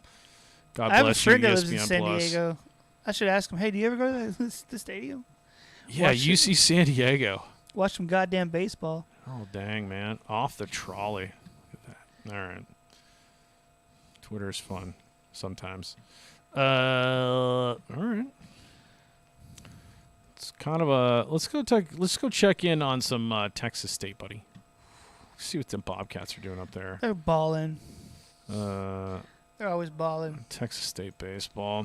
They do sit at on the season with a record of 27-15, but hey, they're hot last year. They're winning. Resume your journey. Okay. Incarnate Word's pretty doggone good, and they got my favorites out there like Jimmy DeLeon and Warren Laster and Ray Mendoza. So that's this weekend. They're at ODU. Next game is at ODU. I'm not sure. 6 p.m. Then they come back and play at home against Incarnate Word. Man, oh man, Arkansas. They win. South Alabama went through. They beat the Roadrunners in April. Lost 2 to Troy. Troy's not that bad. Troy's in Mobile. I guess Troy, Alabama. I don't think they're actually in Mobile, but I could be wrong. For some reason, when I think of Troy, I think of Temple University, which I don't know why. It's in Philly, totally different school. Old Dominion, and then Incarnate Word. Oh, that's why they're selling tickets, because these are away games. So the next home games, actually, Cardinals are going up there. Georgia State. Georgia State was one of those teams that we played in the Sun Belt when I was at South Alabama, and I've got this instruction 2 times in my life, where they tell you that there's only one guy on their team who's awesome, and just don't pitch to him. Walk his ass. Yeah, they had a center. Both times it was a center fielder, because it was. I can't believe I can't remember. I wonder if he got drafted. What was his name? It was. He went to JUCO and then he went to Cal, and is. Oh man, it's killing me. I'm losing my marbles. But he played with me at Lubbock Christian, and I was like, man, you ended up out here too, Last Chance University, huh? But Georgia State was another one. They're like, dude, their center fielder is supposed to. And you always have like a chip on your shoulder when you told the guy on the other team is just the shit. You know? Yeah. They're like, don't pitch the center fielder. He's getting drafted pretty high or whatever. I can't remember the kid's name at Georgia State. And I was like, yeah, whatever. This guy's not that good. He fucking hit like a homer and like robbed a homer. I was like, yeah, I can see why that guy's getting drafted. I have no idea what that was. That was about year 97. It's like you guys were children. He was a grown-ass man. Yeah. Oh, man. Sometimes you can just look at players and know they're badass. I kind of think of that ball player. But you know what I mean? Like they carry that presence. Like they don't even have Yeah. to like be built or anything. But they just walk in like, okay, yeah, big leaguer right there. Yeah. What's that guy's name? Yeah, that's gonna kill me. I'll think of it at the end of the show. But I played JUCO with him and against him, and then we met up again. It's kind of like Landreth met up again in Lubbock, Texas. The end of the world. The end of the earth is in Lubbock, Texas. Never been out that way. And nobody in Lubbock will tell you any different. They're like, yeah, it's the end of the world. It's the end of the earth. West Texas. But, let's see what they're doing in conference. They're not that hot in conference, man. They're going to have to, like, make conference tourney and, show out. I'm not sure. But good ball club. Good ball club. Good My coach. favorite. My favorite ball club. Your favorite. What else? Well, let's take one more college team. Who you want to look at? You want to look at JUCO? You want to look at D1? Who you want to look at? What team? Division 3. Anything. Let's look at Nebraska baseball. You want to look at University of Nebraska baseball? Nebraska University. I will admit, they're not the greatest team in the world, but that's okay. Let's check them out. They're still a solid what team. Cornhuskers are doing. They don't have a losing record, so there's that. I got some crazy graphics, though. They're not bad. 22-15, yeah. Not bad. They played at UTSA. They played at that field with the trolley and got swept. They were 16-16 tie. They were too memorized by the trolley going around. That's hilarious. Oh, and they swept. Look at them Jaguars. Here come them Jaguars. They just went to South Al. They got there. This is how they opened their season. That's hilarious. So you go down to Trolley Town, get handled, and then they're like, we're going to turn around 16-16 tie, and then you go look at them Jaguars and just cornhole them.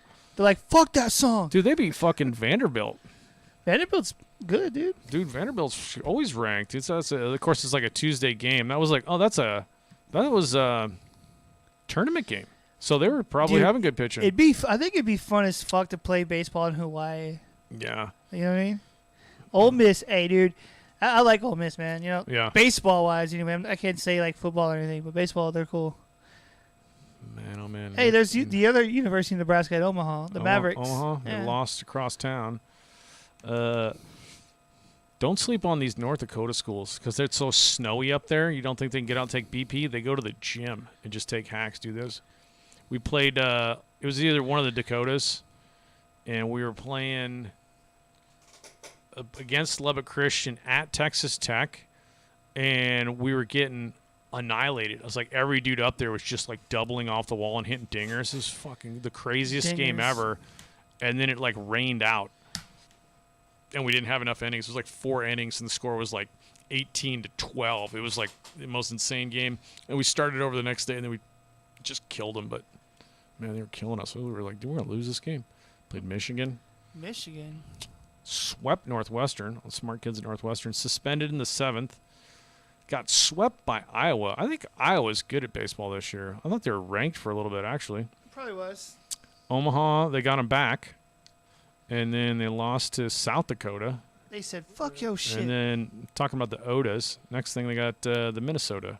So they got some Odas coming up. Maryland, Creighton, Penn State. Big Ten baseball is pretty good, I would imagine. They don't get the love the SEC does, but let's look at their statistics. Who's the statistical star on Nebraska? Their webpage is popping. They have the logo and shit. Just letting you know. Who's going off this year? Good Lord. 15 ding-dongs? I do wonder if, like, how they do in, like, their conference games, you know? There's the pitch and stats. Because they're in the Big Ten? Yeah, I think it's whatever. They're always changing conferences. Nobody knows anymore. Because they used to be in the Big 12, Big 10. They used to be in the Big 12, but then they moved. Well, the Big 12 became the Big 10 because they're losing teams or what? No, just a lot of people left the Big 12 and went to the Big 10 conference. Yeah. But, like, the Big 12 is now, like, I think 12 teams now. Well, I only know this because of football. I don't know if it works the same in other sports, but yeah. All right, well, you know what I mean? Go Cornhuskers. Some interesting schedule. I love the fact that they got some really random wins in there. I wonder if that N is copyrighted, if that's like a certain font. Like if it's their font. I don't know. Try. See if we get sued. You know? 7-5 in conference. That's all you can do. Just do something until you get sued. Huskers Radio Network. Man, oh man. I love base. Speaking of radio network, I love listening to baseball like on the radio. Hawaii. I'm trying to think that guy's name. He was from Hawaii. Hondo. It was, I want to say Jordan Hondo, but that's not it. The guy's name was, I wonder if I could find, like, I don't know how to find that guy. I can't remember his name. I wonder if you could do, like, Lubbock Christian baseball. They got, like, Chaps in the Pros. They have a pretty good webpage for my old school. Archive stories, more record book. I wonder if he's like in the records. I gotta find this guy. Whoa, LC, am I in the record book? That'd be wild, right? If you were in there somehow. Somehow, I must have had something. You just because you were there for what, one season? You said view full screen. I was there for 2 years. 2 years. I only played for one. This was my coach, Darren Hayes. This guy's here now. All-time rivalries. Okay, you gotta maximize that, dude. You can't see nothing. Last time at Lubbock Christian. Find this dude's name. Single game records. Sundley, I played with Todd Sundley. Britt Harper was a little bit younger than me. Bustamante. Sundley was a player. He was a scrapper. Single game records. I was there in like 90, 98, 99, I guess. Damn. Longest game, 14 innings. I was 13 years old in 99. 9 home runs in a game. I was a young buck. They won it all. Hitting records. I don't think I'm in here anywhere. This guy was insane. Keith Hart hit 500. So this year he hit 31 homers. Keith Hart hit 500 batting average. Oh, here it is. Keith Hart, 511. So you're telling me that you're not leading their history books in batting average? I don't think I'm in here anymore. It was like might mention career hitting records. Linnekugel was insane. Home runs, Keith Hart. Christian Vasquez, okay. Games played, triples. I don't think I'm in any of this stuff. It sucks. I was only there for like one season, so it sucks that it doesn't have their years like next to their records. Like it doesn't say the years they were there. So you just have to guess. Like I think this was the guy. Gabe Flores. This guy. There's Eric Benavides. Benny. He played with me on the Crickets. Gabe Flores was the fastest dude ever. Who was that dude like long time ago? Like when we first started this thing that called in, he was like a teacher or something. Yeah. Who was that? I don't know. It was one of your teammates or something back in the day. Oh, Willie? Yeah. Willie and Steve called in. We spoke to him on the phone, yeah. No hitters. Look at those unions. Chaps in the show. I don't know if he ever made it. He would have been a guy you would have drafted. There's just some guys that they just keep drafting. I don't know if he did. He would have been around 99, but he might have just like moved back to Hawaii. But Hart and Paco got drafted off of my team, 98, 99.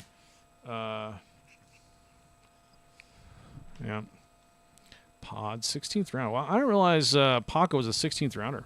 For a second, I thought that Phillies card was Dickie Thon. I was like, oh shit, he went Yeah. there. That's crazy. But they don't have like All-Americans or whatever, I guess. Oh, you were an All-American? I was there. I wasn't JUCO, but I was like, I'm trying to figure out this guy's name, which I can't remember. Players in the pros. John Harris. This got like a list of just like random ass, like nobodies like me that just played in the Tex Law League. So here's the Ernie Granville, Lubbock Crickets. Oh shit, you're on the website. What's up? Huey. I knew about Huey. Man. That's crazy. They have all that shit archived like that. Like literally like every individual player, dude. That's crazy. I wish I could find the stats from that year. Hey, but you made it to the website, dude. You've made it in life. You made it in life. You're on a website. Like your name. I Man. don't know. I don't know if that matters. There's like you can find like old articles and stuff. First pitch dinner. I don't know. It's crazy though. I'll never remember that guy's name. What was his? It's just killing me. Oh well, you'll find it later. I'll think of it later. And man, he was good though. But he was the guy we played against him in junior college playoffs, and they were like, "This guy right here, don't let him beat you." And he did. He got walked. He got walked every freaking time. He walked every time. He's Anyway. got all ball hit dangers. All right. I only have two more things. IBWAA and Clyde Ryan. I'm sorry I went off the deep end there. You know, that's what I do. But you got a couple more segments, don't you? I had one more. Yep. Basically, yeah, you had some good stuff. Let's get on Dutch Cam. What I thought would be cool to talk about is, so we were talking about a player who spent a long time in the minors. I thought it was cool when I was looking at it, players who went straight to the pros. Like they got drafted, no minor league time, just went straight to the show. I know a few of them. Tell me who your list is, so I'll look them up. Well, so this is a list. I'm not sure how accurate it is, but it is a list nonetheless. Yeah. Jim Abbott, obviously, everybody knows who that guy is. I didn't know Abbott had no minor league time. Really? Yeah. Ooh, Jim Abbott. I got to look that up. Jim Abbott was, I think he was born with the arm defect. But, dude, that dude could fucking pitch, though. Like. He could hit, too, actually. People didn't think that guy could hit, but he could do it all. Jim Didn't he Abbott, do like this thing where like he would flip his whenever someone hit, he would flip his glove to his hand real quick and then catch it? Yeah, dude, that guy could do it all. It was no disability for him. I mean, he was nasty. But yeah, I remember he went to Michigan, but I didn't really know Abbott did no minor league time. So the reverse of Drew Maggi is the Jim Abbott. Whoa, Abbott. Jim Abbott. Abbott. Jim Abbott.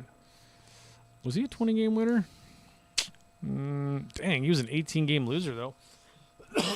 There's a cool book about 20-game losers. We're gonna say that he lost 18 games because he had no offense support. 18-game winner, third in Cy Young. No offense but support. Show minors, and yeah, he went right to the show, and they probably did some rehab starts or something. That's crazy. I didn't know that about Abbott. That's a good one, bud. Jim Abbott. He went straight to the goddamn pros. Oh, straight to the pros. Who else you got there? Look at all these people. Mike Leake. Mike Leake. Is that the same as Kelly Leake? He's played for the Reds. There he is. Yeah, there you go. But yeah, he's there. Why was he so special? He's a pitcher. Look at this. Look at that guy. I was trying to throw in like a more modern player too. Yeah. Just to kind of like show, I guess. I mean, it's uncommon at any But era. like, if you look at this list, honestly, a lot of these players are from like you don't see a whole lot of modern people. First rounders. I mean, it makes sense. These guys are going to be first rounders, but you know what I'm saying? Like, a lot of these players are like way long ago. So like now it's very obviously uncommon. Went 8-4. He was 22 years old. But I think nowadays though, the reason you don't see a lot of modern players on this list is because nowadays I think they put them there anyway. Yeah. Just to make sure. Now, a dude I thought was kind of cool, which I thought was obvious, was Mel Ott. Mel Ott played no minor leagues? Yeah. That's crazy. We're just talking Straight about to Mel the Ott show. today. Show minor league stats. The legend that is, the legend that was, and the legend that will always will be. I'll be damned. Mel Ott. Yeah. 17 years old. That's but see, crazy. like, back in like the 30s, 40s, and 50s and shit, they were like, he's good, fucking put him on a team. You know what I'm saying? Mel Ott, Like, man. From Louisiana. It's not like there's any major league organizations down there. So the fact that they saw you wherever they scouted you, which had to have been high school, something. You're like, this guy needs to be a Major League Baseball player. That's so crazy. But see, like, I got to read his SABR bio. but like nowadays, they won't do that because they want to make sure, right? They're gonna. 5'9", dude. 5'9", 170, He's hit look- 511 home runs. I'm taller than that guy. If you look at Mel Ott's swing, he had the craziest big hitch. Mel Ott swing. This is There's actually a lot of good players on this list. like, here's a swing. This is hilarious. We got to go through the ads first. Look at that hitch. He just like cocks it back and kicks his leg out. You know, players back then they did a lot. They didn't do a whole lot of upswings. You know what I'm saying? Like they weren't trying to hit dingers. They hit because a lot of them were straight on. Like, I don't think you could do this today, No, but I mean, maybe. It'd be interesting to see, like, if a player tried to do like a throwback stance. Yeah. I love those unis though, dude. I love those old school uniforms. I want them to bring them back, but make them not cotton. Look You at know? that hitch, man. That's so crazy. Boom. He got extension. No lie. That Look bitch at is that. outta here. Wow. See, I like the little track to the mound, that little pathway. Yeah. I wish they'd bring that back. I love that. Man, Mel Ott. For I the mean, pick- it was kind of like a Japanese style, maybe hitting before it was like this huge leg kicks. It's kind of crazy. Mel Ott, no minors. I did not know. That was a good one, bud. All right. But see, like back then, like I said, they didn't require them to do minor leagues, I guess, because now I mean, they had tons of them. They had like Yeah. A League, B League, C League, D League. They had it everywhere. They had so many minors back then. It was insane. They were just like back then. They were like, I think they were, we suck. We need a player now, so let's draft this dude and put him on the team. That's so crazy. Where nowadays it's more of like let's build them up. Not always, but because I know Strasburg, he didn't serve a lot of time in the minors. He did. He served minor league time, but Yeah. it wasn't very long. And Yeah, I you think kind of knew he was gonna. I thought he was gonna do the Jack Leiter thing because like all these guys were like throwing 100 in college. I believe Bryce Harper was the same way too, right? Bryce Harper he didn't. Yeah, do a lot well, of he minor, did some like double A stuff. Bryce Harper did because he was so young. He was like 16. but it wasn't very long though. Like once, but yeah. But how many innings did you blow? With you, you probably gave Strasburg 120 minor league innings before you brought him up. I thought they mismanaged Strasburg because I was super. That was Yeah. the one year where Washington was making a run. And Oh, then yeah, 'cause pitch count? Yeah, and Yeah. they sat him. That was the like, dumbest thing ever. I was like, you freaking morons! If pitch count was going to be a factor for this guy, and he's the one guy on your rotation that throws 100 miles an hour, just let him rest at the front end of the season. Is that something you can do? However- Since this pitch count number is so important. Luckily for him, they won the World Series in 2019, so he got his World Series. Did he? Was he with them then? Yeah, All yeah. right, well, there you go. He's never played for nobody else. Yeah. What's cool though is like what sucks actually is the poor guy, his injuries, man. He hasn't played in the last 2 or 3 years because he's played very little because he keeps getting hurt. Who else you got? Sandy Koufax is on his list. Koufax not play minors? Oh, dude, I'm getting educated, man. I kind of knew that. The one thing I heard about Koufax, which would kind of make sense here, Oh, is dude, the next player is really fucking cool. I didn't realize. I think Koufax was like Homeboy's like a multi-sport athlete or something. Like he had a chance to play professional basketball, so you kind of had like entice him away. Like, no, you're too good. Play with Brooklyn, and he couldn't turn it down or something. But I didn't actually know that about Koufax. Oh, I didn't realize. Yeah, there's players on here where I'm just like, oh shit, I didn't realize they Yeah. didn't serve no minor This is time. interesting as hell. So Koufax, no minors. Who else you got? Chan-Ho Park. Yeah. Well, I don't know. Because, actually, Chan-Ho, he didn't even play KBO, honestly, I don't think. Because he's from South Korea, but I don't think he did. Because, I know those are not considered. KBO is not. I guess he didn't. He just signed right with the Dodgers out of, like, whatever college he was doing. And then he went back and did KBO later in Japan League. That's crazy. Because I would have thought Chan-Ho Park would have been, like a KBO signing, but he's not. That's interesting. And he played. Oh, wait a second. I don't know about that. Oh shit! Look at that, San Antonio. Hey, like I said, I don't know how accurate this list is. That's like I said, it's not my list, but it's just a list I'm looking at. That's interesting though. Okay, cool. But I mean, it's still interesting because he didn't do any KBO. He just signed with the Dodgers. So okay. So like, where did he sign from? High school? I mean, he's from. It doesn't even say. And there's no SABR bio. Maybe South Korea though. High school. Kongju City High School. I don't know. That's so I can interesting. say like, hey man, you want to come over to the States and play some baseball? There you go. What else you got? John Olerud. Yeah, I knew about Olerud because he's a Washington dude. I so that's your love guy. me some John Olerud. Am I spelling John Olerud wrong? John Olerud. Olerud was insane, man. He had some crazy numbers a few years. But I knew because his statistics at Washington State University, both hitting and pitching, were like Tecmo Bowl. It was like you couldn't even believe he did not belong in college. He 27th round. The Mets tried to get him out of high school, and here's the crazy thing. Okay, so he's a third rounder to the Blue Jays, and I think that's because he turned people off. He was like, "I'm not gonna sign if I have to do any." I think he told him it was like an ultimatum to teams that were like negotiating with him. He's like, I'm not gonna do any minor league time. Like he straight up told him, and other teams were like taken aback, like what? So they didn't take him in the first round, but he's a total first rounder.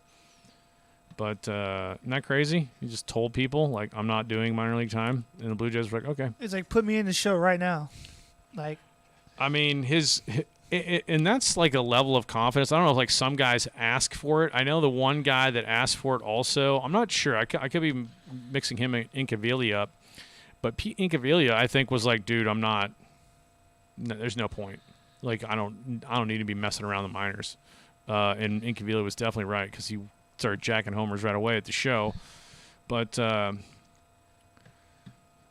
you gave 21-year-old Olerud some time, he hit you 14 homers. Next year, 17, 16. But look at this year. He hit 363 in 1993. That's kind of crazy. These numbers. It's just nuts that like they can say I don't want to go to the minors and like okay. You're that good, but like that's a level of confidence. You're like, yeah. Don't you want to like? I was like, I kind of want to go through those to see if I can hit those guys. Yeah. Like I haven't seen major league pitching yet. I've just been looking at college pitchers right now, and I think I'm ready for that sort of like nasty sliders and heat. But like dudes like Incaviglia and Olerud, I think we're so supremely confident. They're like, dude, there's no point if I don't, Well, that's why it really happens anymore because the teams want to make sure their pick is good. Yeah. You don't want to call him up right away and then he sucks and you're like, fuck, you're screwed. Yeah, but then there's like some dudes who I feel get buried in the minors, and I was like, that guy might have been like a really good major leaguer if you just put him in the show. Yeah. I can't think of an example off the top of my head, but I was like, you got a guy like, I don't know, Tino Martinez probably spent way too much time in the minors. Tino, Red Sox, Jefferson, Tampa. Then he was in the first round. So he's a first rounder. He was with Seattle for a while, too. I don't know how long, but. Yeah, he was with Seattle forever. But I remember him bitching about being stuck in the minors. And so you got this dude down here just hitting dingers. He's like, what am I doing in Calgary, man? Like, yeah, what is that, 356? So, but I don't know. Interesting. Dudes in the minors too long. I'm trying to think of an example of that. Guys that wasted their careers down there came up and were awesome. That's what happens, man. Sometimes the teams just aren't aware of what they have. Look at Pete Incaviglia. Pete Incaviglia. Look at that guy. I didn't realize he was from Cali. And then that's right. He got traded right after the Expos drafted him. So he got drafted and was like, I won't go or something. And so he came over to the Rangers, instantly hit. That's so crazy. You went from college pitching to the show and hit 30 dingers, but everything's kind of downhill from there. Still good numbers. Hey, he started off hot. That's what counts. I mean, your best season was your first season. That's kind of insane. Honestly. I will say this, though. His stats and stuff went downhill, but he was able to stay in baseball for a good while. He was, and he played in So, Japan too for Bobby Valentine. Like that's why, like, if I was a major league player or minor league player or whatever for a long time, Yeah. I was like, you can say that my stats were shitty and they went downhill, but I got to play baseball for a long time. 6'1", You know what I mean? 225. See when he was doing some managing too in the independent leagues and doing stuff, but yeah, he ended up Texas, Philly. I remember him at Philly, and then he went to Japan. Where did he go to Japan? Chiba Latte. Here, this is when he played for Bobby Valentine. I think they hated each other. Probably. Hit 10 dingers. You can kiss my Chiba ass, boy. Latte, But, Marines. Bounced around a little bit, but there you go. See, that's what I'm saying. Like, if I was that guy, and it's like, okay, you talk about my stats, how they went downhill, but look how long I was in the league, how long I was able Yeah. to play. So while you're working your job, I'm playing baseball. Yeah, Incavilla did his thing. So, but, what's up? I mean, college legend. I think he still holds the record for most home runs in a college season. Looks like the type of guy that would hold it. Yeah, like 50. It was crazy. It's a lot. Let's check it out. I mean, that's a lot on any level.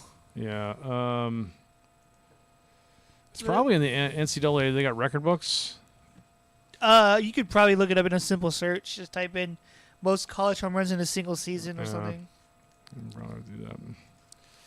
Was Barry Bonds a Most- home run hitter at Arizona State? I'm trying to think. I wouldn't know, personally. I like answering my own question. I was like, but Called it career home run leaders. Inky. Is that Inky? There he is. uh-oh. Look back at home run king. I think it was like 51 or something. It's a lot. Exactly 51. 100 home runs. Which is crazy to As think. a college guy. These stinking ads. How many- 18 seconds left on this ad. What has it? 100. Where's the single season? Here's another. I'll probably give you another 20-second ad. Oklahoma State. What does it say here? Does it? 213 games, 21 home runs. Oklahoma State was so crazy back then. 'Cause they had Robin Ventura. Yeah, there we go. I'm sure, yeah. 48 home runs. Final season, 48 home runs. That's insane in a college season. It's only like a 60-game season. So you're hitting one, probably one every other game or so? Yeah, Something like that. there he is. I mean, you had to pitch to this guy. He's basically hitting a home run every time. Sometimes, like, if you look, I get confused and thinking it's Oregon State, right? Yeah. I'm It's Gandhi. Just hitting it into the like- night. I do love those old, like, signs for, like, the companies, like, sponsors and stuff. Big, look at that guy. He's like, fuck. Cal State Fullerton. That was the Augie Garrido days. That was probably the College World Series right there. I bet that was Rosenblatt, honestly. I think it's Rosenblatt there at 101.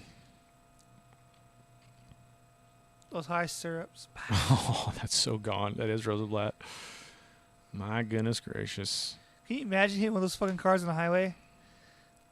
You're, like, driving and boop, right on the How glass. about that? But, dude, people back then looked so fucking old. Like, he's in college, but he looks like a grown-ass man. Yeah, these dudes all got mustaches. Yeah, That they- guy looks like he's 30. Yeah, they look old as shit.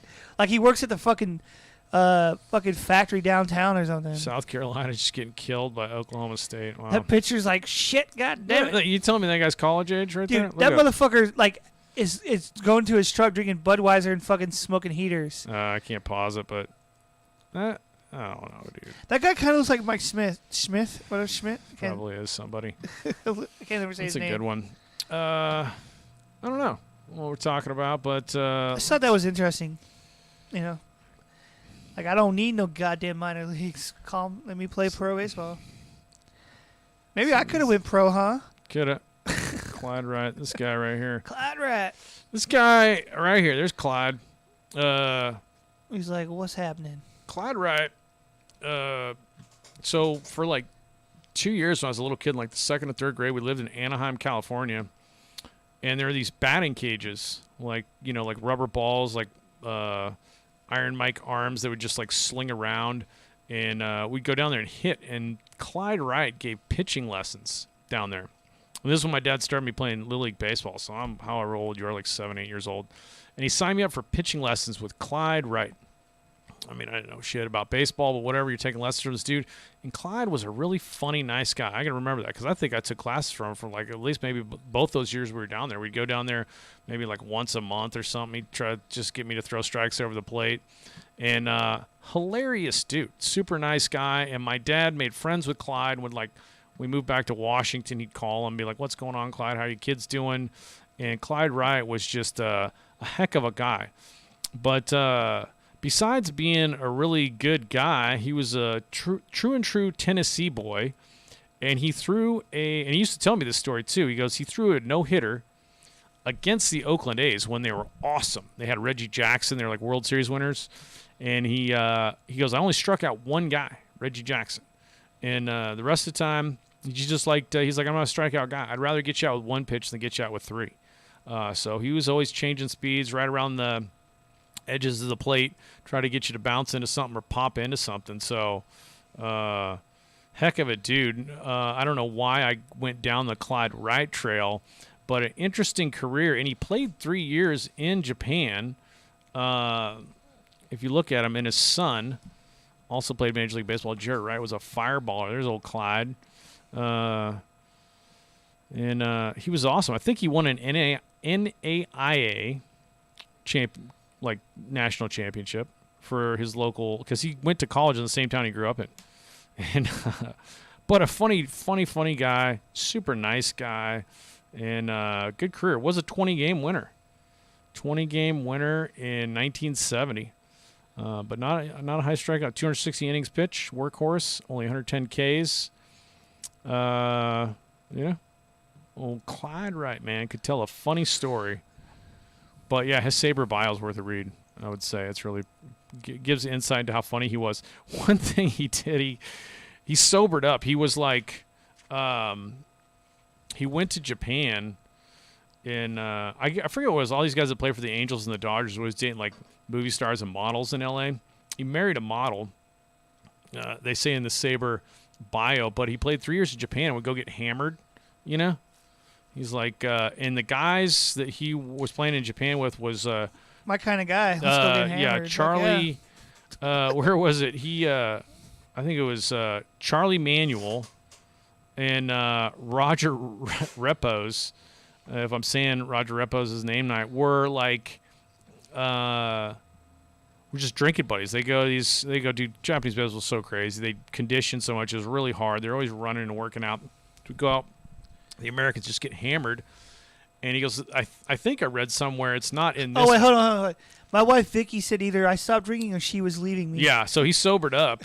But while in Japan, he had some wild stories. And the media over there thought Clyde was crazy because of all of his escapades. But I read Crazy righto. It might have been like Words Above Replacement or some other website where it was like Clyde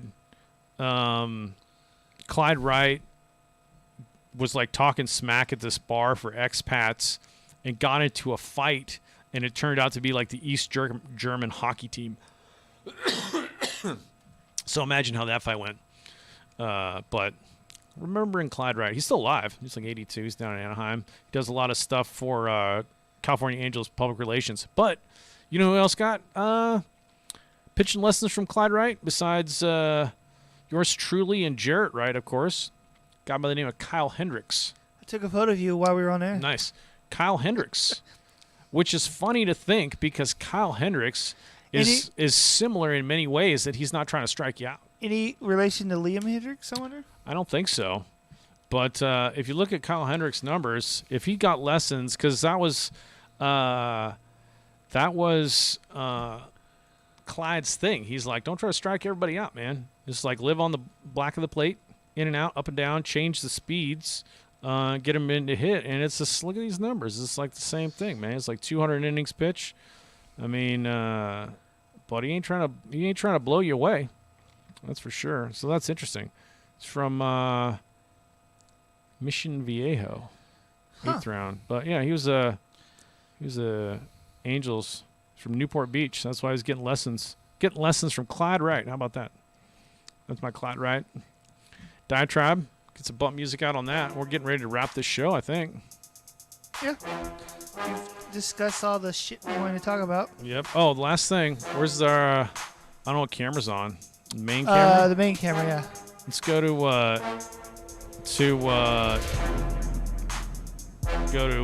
Me? no, go to here. I was gonna say, what me? IBWAA. That. Join that. You hear the gunshots on the track? Look at that. IBWAA. Get your Oh, sign up and get your lifetime membership. I'm gonna have Dutch Chattahoochee laminate it for me, and then I got it made in the shade, dude. Yeah, that's how you do it. You can laminate that. Bam. Put that in the safe after it's laminated. Then you use it for like all access media pass to whatever stadium we want to go Can I to. borrow it until you get it back? I'm saying use it however you see, but also join the IBWAA. Like, say I go to get a hamburger from, I don't know, Burger King or something. Yeah. And, like, they're busy, I understand. But I flash the card, hey, do you mind if I get up and cut in line? They're like, oh, shit, what's up? Yeah. And I get my food right away. That card has powers. It's possible. Because the guy behind the counter is a huge baseball fan. He's like, oh, shit. Quite possible. It's good stuff. Let's see here. Quite possible with a high probability. I think a high probability, frankly. This is the outro music. I saved this one. Yeah. This is It's the best outro music that we've had in a while. Yeah. Maybe it is the best. Oh, no, I meant for today. That was the best. Yeah, it was the best one. Yeah. Of all time, I don't know, dude. It's kind of hard to rank. What if we did like a ranking of our songs? Yeah. That'd be really hard to do. You'd have to go back and listen. This You know what I mean? Still cooling down. Still cooling down the laptop, I guess. Thanks to Dutch Chattahoochee, Seguin River Monsters, ATG Baseball, MILB, Hap Billy, All the Bonnie other, and Mo. all the other Everybody else people who tuned in. forgot to mention. Drew Maggie made it to the show. That's awesome. And get your SABR certification. Looks like a lot of fun. And go down to your local Frontier Burger. Oh, wait. That's right. It's only here. Never mind. If you're in San Antonio, get a Frontier Burger. Get yourself an order of onion rings and a bacon cheeseburger. Yeah. Now, may I add as well, get you a fucking cherry pie. They're so good. Yeah, they got some good pies. They make them fresh. So when you get it, it's hot. Right? They don't fuck around with their pies. Yeah. Good stuff. All right, brother. Till next time. Drew BGB signing out, man. The show in the bag. I was trying to think of something clever to say, but I I got couldn't. nothing. But Never anything. Thanks again for listening Clyde and Ryan. paying attention. We can go right here. Put everybody up. Thanks for paying attention to me. ATG. I need to change the ATG thing I got there. Hi, Billy. All the Gregs. Let's go. I just started calling it All the Gregs. Even though it's all-time greats, but All the Yeah. Gregs. All the Gregs. Let's see here. Let's do this one and do an expander for fun. I don't know what that's going to look like. Well, it's going to show up on the whole screen. Whoa. Yeah. There's that one. And then you can do Hat Billy. Oh, what? Here it is. And then you can do the blow that out. Yakyu. Godzilla. It says Yakyu. Japanese kanji. MILB Hat Billy. It's awesome. And then, of course, these guys. Can't believe we found these dudes. ATG. Bonnie and Mo. All right. Till next time, folks. We'll see you next week. And if your microphone smells like barbecue, you're in the right place. You're in the right place, folks. And we're off alive. Thanks again, dudes. In that stream.